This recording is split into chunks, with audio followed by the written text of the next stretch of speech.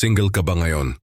O baka naman may karelasyon ka, pero gusto mong malaman kung paano ka pa makakapag-impress kahit hindi mo kinukulit ang partner mo. Alam mo ba yung feeling na parang hindi mo na alam kung paano siya balikan o paano siya maging malambing ulit? Well, may ginawa akong ilang moves na hindi mo naisip at bigla siyang naging super sweet. Ngayong video, ibabahagi ko sa iyo kung anong mga techniques ang ginamit ko para mapansin ulit ako. Kahit hindi ko siya kinulit at kahit single ako, gumagana siya kahit na may relasyon ka. Kung single ka, perfect to para sa'yo. Pero kung may relasyon ka naman, makikita mo kung paano mo pa mapapasweet yung partner mo nang hindi mukhang needy. So kung gusto mong malaman ang sikreto, tapusin mo ang video na to at i-share ko ang mga moves na nagpabalik sa kanya sa buhay ko. Ako nga pala si Zymer ang iyong master at para sa shoutout, sa mga subscribers ko dyan, patuloy lang tayo sa pag-arangkada.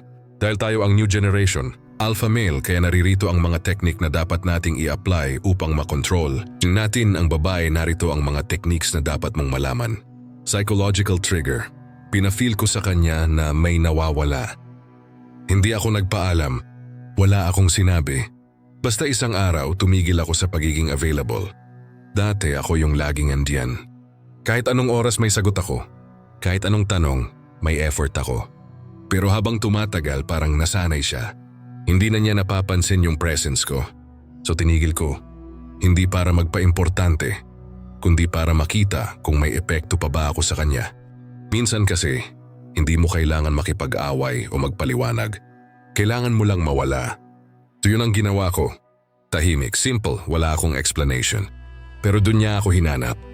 Dun niya napansin na may kulang. Di na ako nagsalita. Ramdam niya. Para sa ating mga lalaki, mahalagang matutunan to. Hindi ka dapat laging nandyan kung hindi ka pinapahalagahan. Hindi ka dapat maghabol kung ikaw na lang ang gumagalaw. Umatras ka, tumigil ka. Tingnan mo kung may babalik. Kung ramdam nila ang pagkawala mo, ibig sabihin, may tama ka.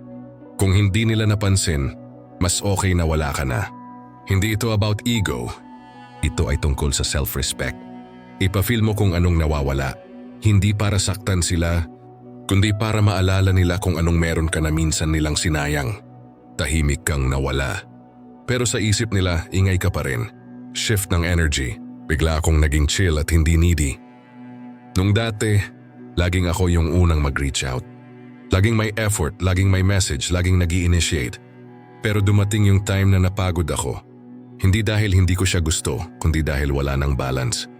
Ako na lang yung gumagalaw, kaya nag-decide akong baguhin yung game. Hindi ako naging cold pero hindi rin ako naging clingy. Pinili ko lang maging chill. Hindi ko siya kinulit.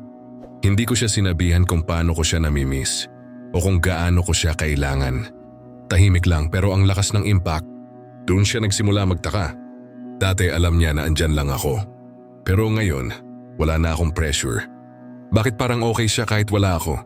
Bakit hindi siya humahabol? Nagkaroon siya ng tanong sa isip at doon nagsimulang magbago ang laro.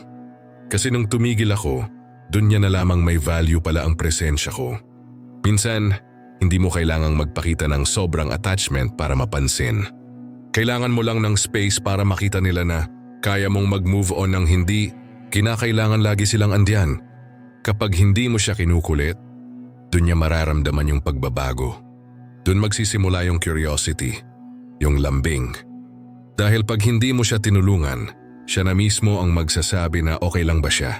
At dahan-dahan niyang mararamdaman na siya pala ang may kulang. Silent reminder, pinost ko yung happy moment na wala siya. Walang drama, walang bitterness, just me living my life. Tumagal na ako sa phase ng pagiging available, ng pagbigay ng effort na hindi nakakabalik. Kaya nga, hindi ko na siya kinulit. Pinili ko na lang mag-focus sa sarili ko, sa mga bagay na nagpapasaya sa akin. At one day, nag-post ako ng picture. Simple lang pero may content. Yung mga moments na masaya ako, kasama ang mga kaibigan o kahit mag-isa lang. Hindi ko sinadyang ipakita na wala siya. Hindi ko na kailangan mag-explain. Basta, pinakita ko lang na masaya ako. Hindi ko inaasahan, pero doon nagsimula ang tanong sa isip niya. Bakit parang okay siya kahit wala ako? Nagkaroon siya ng realization na hindi siya ang sentro ng mundo ko, na hindi ko siya hinahanap, hindi ko siya kailangan para maging masaya. Dahil nang hindi siya andiyan, ako pa rin ay okay.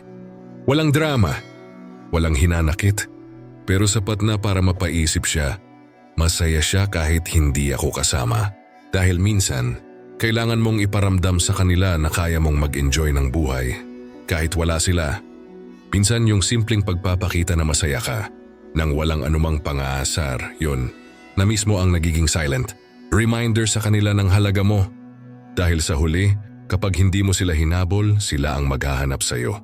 Soft boundaries, hindi ko agad tinanggap ang lambing niya. Minsan hindi mo kailangang mag-react agad sa mga lambing. Yes, naging sweet siya, nagpakita ng attention pero hindi ko agad tinanggap.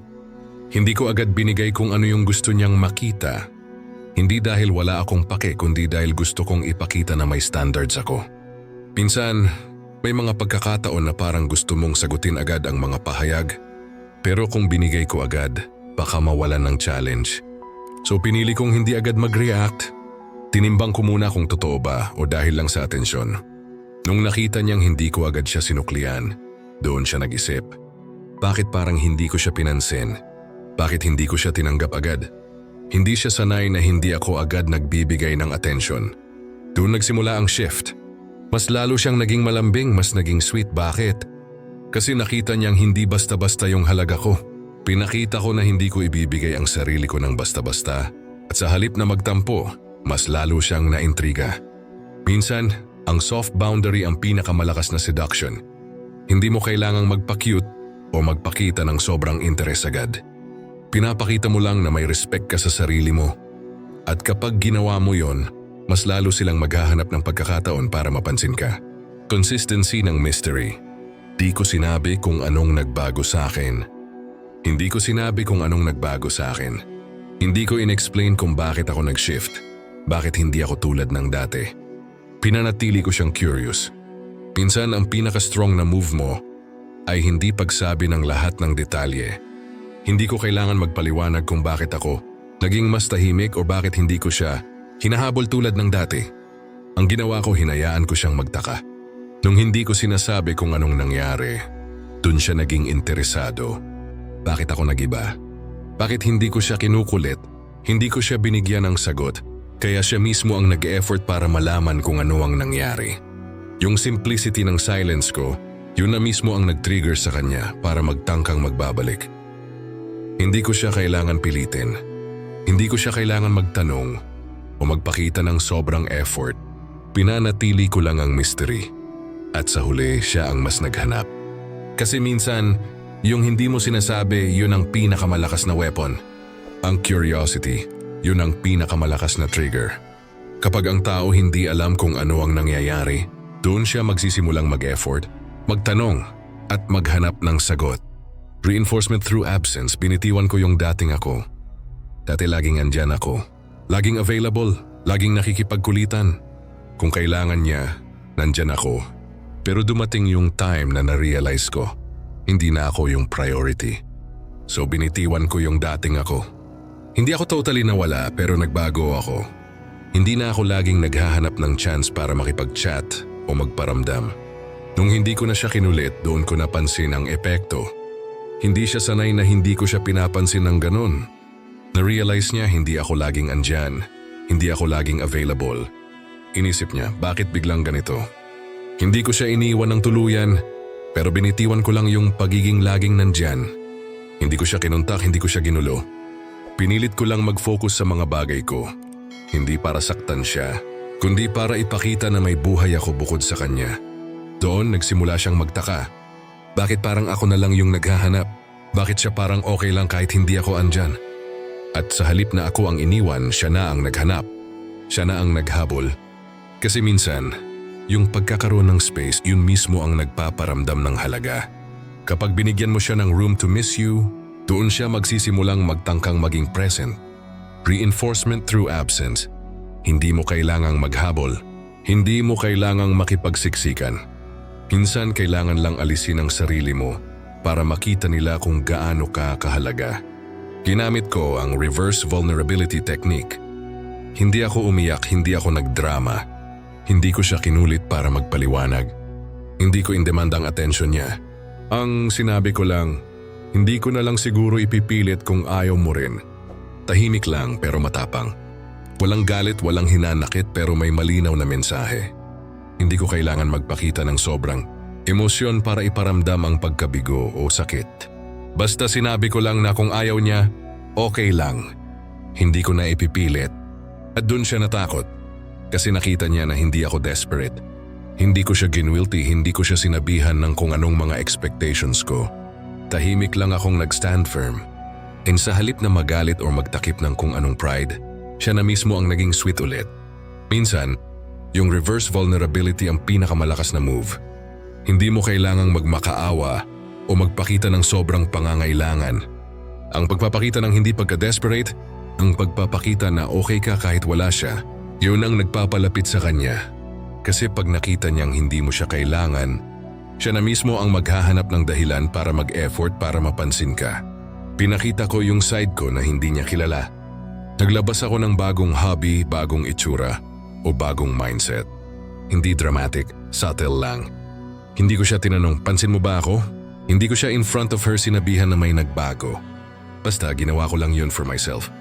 Siguro nag-post ako ng bagong hobby, or nagbago ng style, o kaya may bagong goal na pinupush. Hindi ko sinasadya pero sa mga simpleng changes na yon, napansin niyang may nagbago. Nung nakita niya yon, nagtanong siya sa sarili, bakit parang nag-iiba siya? Hindi niya expected. Hindi ko siya binigyan ng sagot. Basta pinakita ko lang na may iba akong world outside of her. Yung curiosity na yon, yun ang nag-imbita ng mas maraming tanong at eventually siya na ang naging curious. Hindi ko siya sinabihan na kailangan niyang mag-effort. Hindi ko siya kinulit.